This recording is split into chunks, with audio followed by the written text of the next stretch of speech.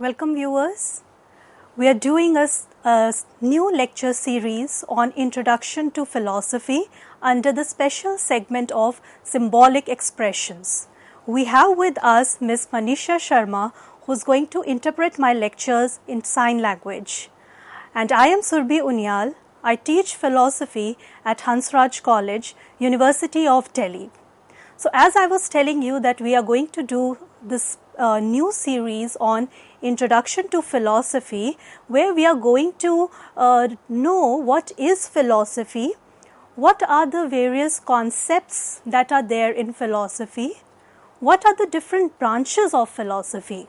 So this special lecture is for the beginners of philosophy or those who have recently got admission into undergraduate courses. So let us begin with what is philosophy, or what is the meaning of the term philosophy.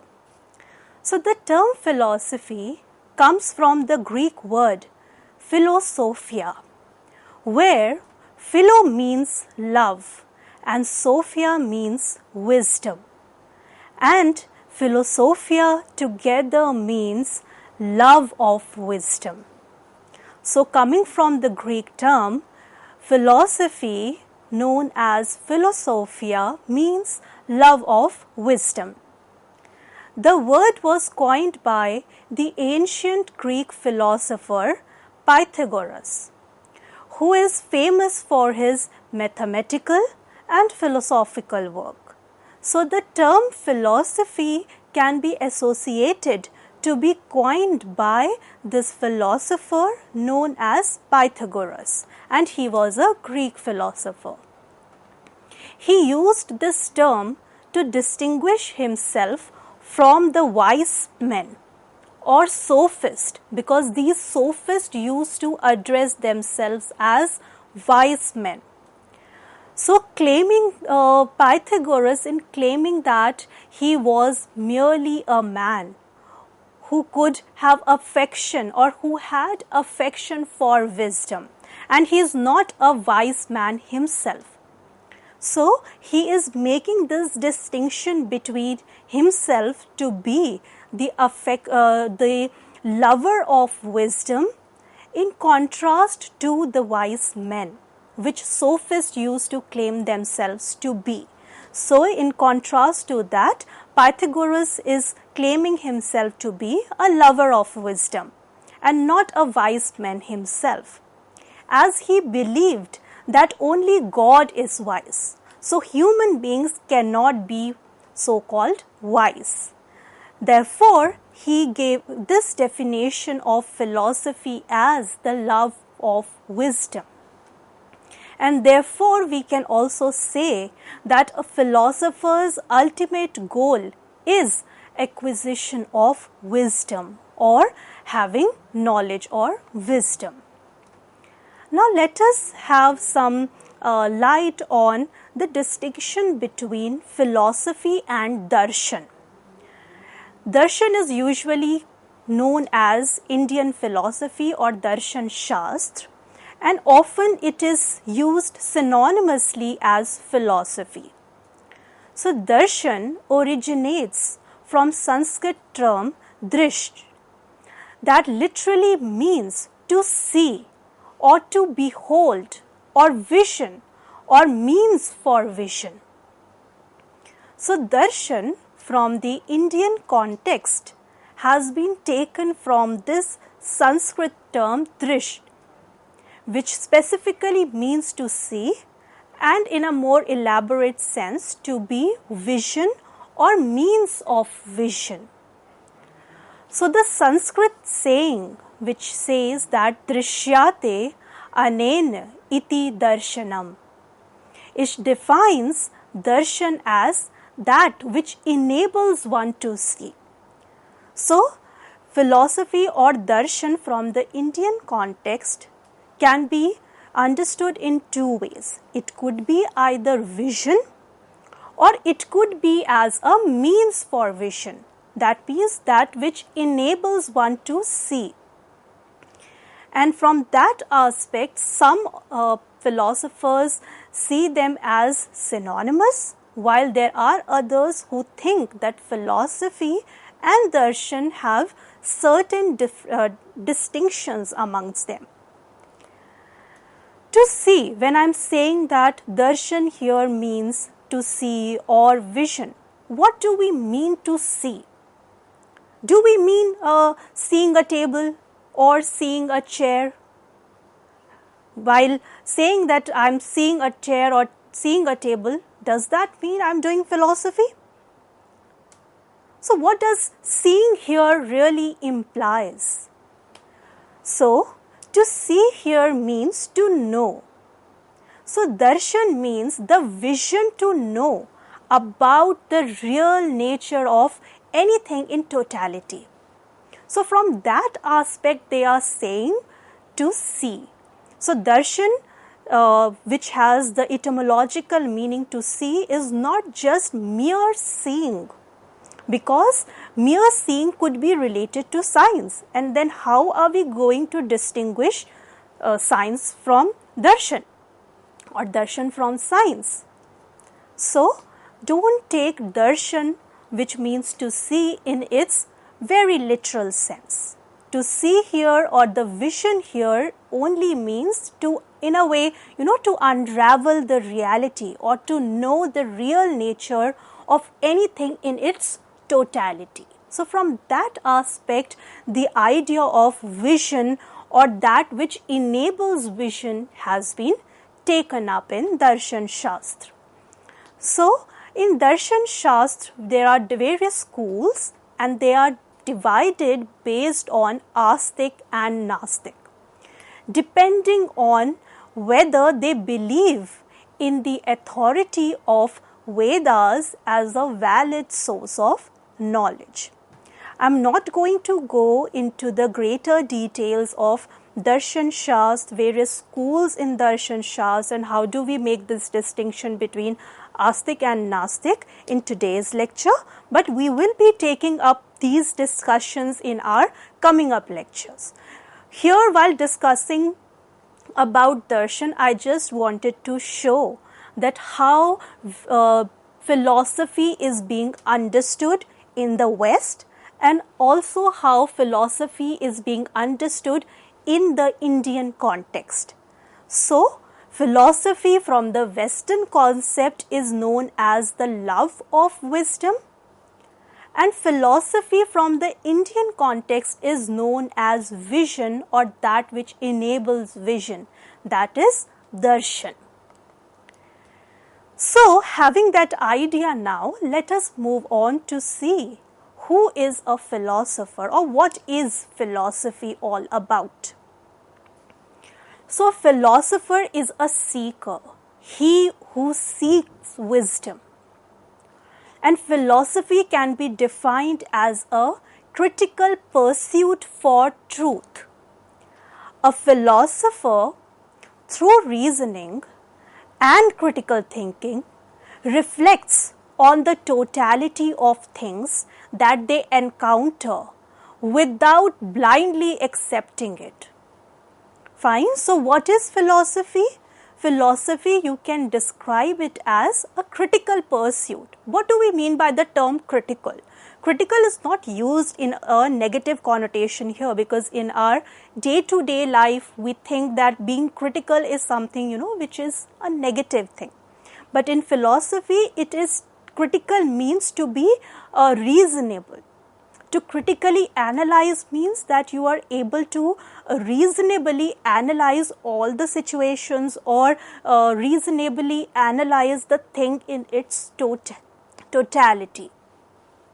So, philosophy from that sense is a critical pursuit for truth.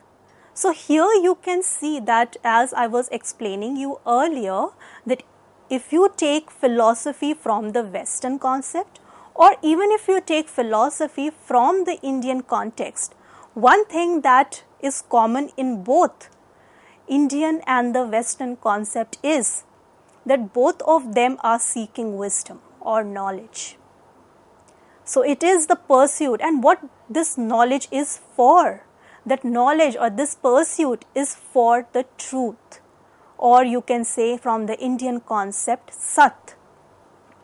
That means you are trying to know the truth, and that truth you will be able to know only with the help of reasoning and critical thinking process, where you will not take things to be as it is or as they are.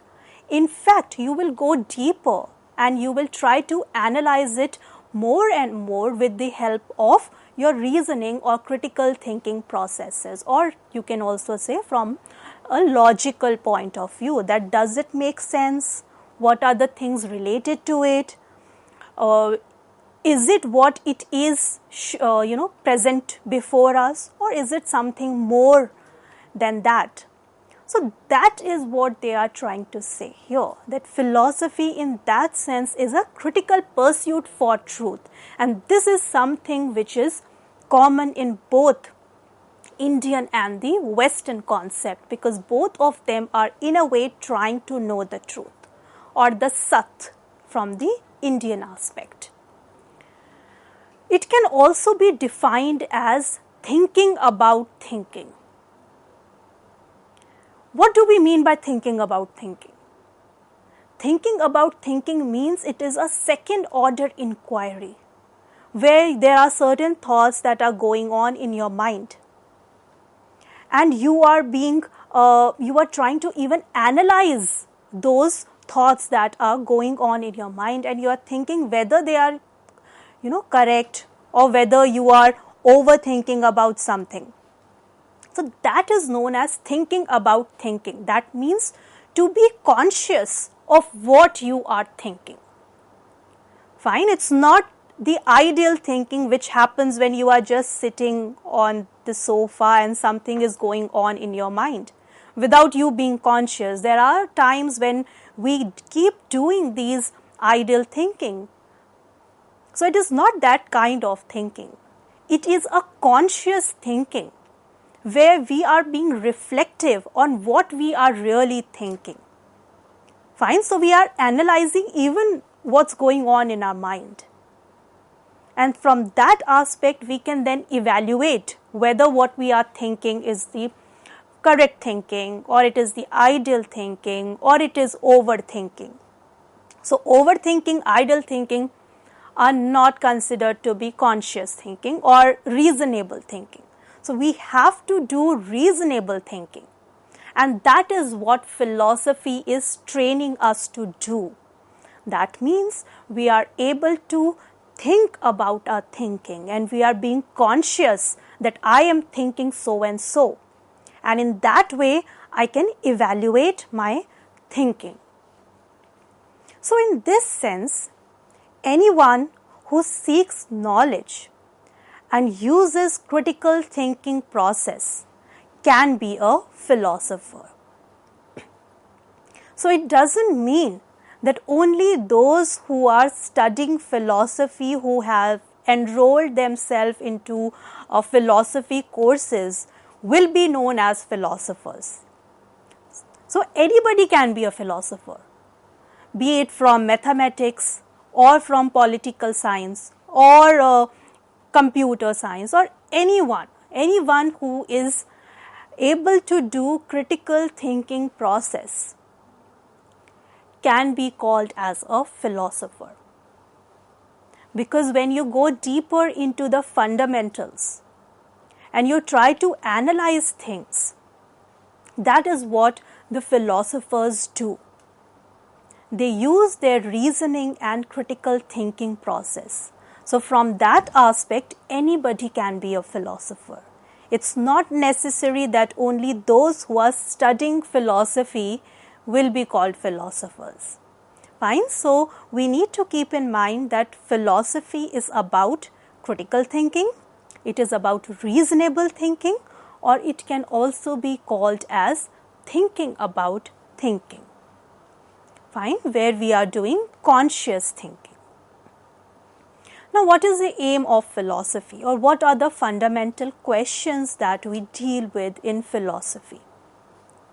So, philosophy is a discipline that explores fundamental questions about the nature of existence, knowledge, reality, and morality. So, if you raise questions regarding what is the nature of existence, is the world real, what is soul, or does soul exist, how do we explain the existence of God, what is the relationship between mind and the body? All these questions comes under philosophy, and within philosophy they come under a special section which is trying to know the nature of the existence. And as we will proceed, we will discuss that how does these different questions falls under different branches of philosophy, where they will be specifically taking these questions into the greater detail. Then we also ask questions regarding knowledge, that what is knowledge, how do we acquire knowledge, what are the means to knowledge, what is a valid knowledge, what is invalid knowledge. These are the questions regarding knowledge. Then we also raise questions regarding morality, that what is the right thing to do, what is the wrong thing to avoid. And I'm sure most of you must have come across these questions of morality in your everyday life, where you try to analyze that if in a given situation, what is the right thing to do or what you ought to do. Fine, so is this action right or is it wrong? And you give various reasons to substantiate the position that you take. Okay, you consider that this is the right action, this is a wrong action, this is the right principle, this is a wrong principle. How? Because you give reasons for that. It's not that you are accepting or rejecting them on your subjective preferences. In fact, in philosophy, you need to provide valid reasons for whatever you support or whatever position you take. Fine, so that's why in philosophy it's very important that you are able to provide reasons for what you say or what you believe, because that is going to substantiate the position that you take. And in fact, it will give it a stronger ground to be accepted. Fine, so that is what philosophy aims to do. At its core, philosophy is concerned with search for wisdom and understanding. It aims to answer fundamental questions about the nature of reality and existence, which we just discussed. It also helps us in giving the meaning of life and the role of human beings in the world. Philosophy is not just a theoretical pursuit. It has practical applications in many areas of life, including science, politics, or ethics. So, though philosophy is a discipline, but it's not just a theoretical pursuit. It's not there just for the sake of being a discipline. In fact, philosophy is a practical application of philosophy has practical applications. It is in fact can be considered as a way of life. That how do you lead your life? How do you apply philosophy? Okay, and the famous term that we often use here is doing philosophy. Rather than seeing philosophy as just a theoretical pursuit and a discipline, we can also describe it as doing philosophy. And what do we mean by doing philosophy? By doing philosophy, we mean these critical analysis and applying those philosophical concepts which we will be doing later on, philosophical concepts, philosophical methods into your life. And you are able to apply those rules, those concepts into the various situations that are present in our life, be it from science, be it from politics or ethics, which we had just discussed. So, that is how we can say that philosophy can also be seen as doing philosophy. And another very important question which I had just mentioned is that one of the aims of philosophy is to give meaning to your life. So, what do we mean by giving meaning to a life is you are able to critically analyze how you are leading your life. Are you just being alive, or are you able to live your life by giving meaning to it? In a meaningful manner, you are able to live your life. So, these were just few aims of philosophy. We will continue our discussion on philosophy and various branches of philosophy in our next lecture. So, thank you Manisha for the interpretation, and we will see you all in the next lecture, and we will continue this series. Thank you.